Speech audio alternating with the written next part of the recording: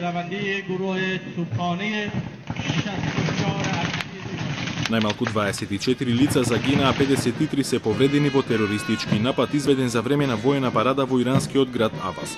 Според очевидци, напаѓачите отвориле оган од парк покрај кој поминувала поворката и биле облечени во воени униформи. Според иранските медиуми станува збор за четворица напаѓачи кои прво отвориле оган кон публиката, а потоа се обиделе да стрелаат и кон војните офицери и политичари на подиумот.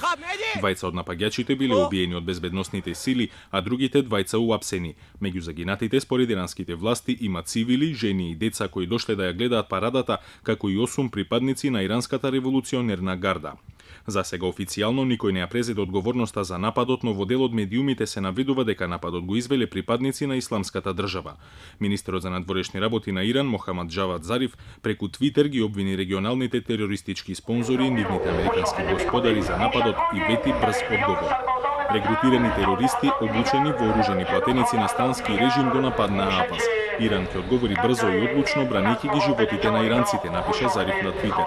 Зариф алудира на Саудиска Арабија, регионалниот ривал на Иран, кого Техеран и претходно го обвинувал дека ги спонзорира сепаратистичките движења на арапското малцинство во Иран.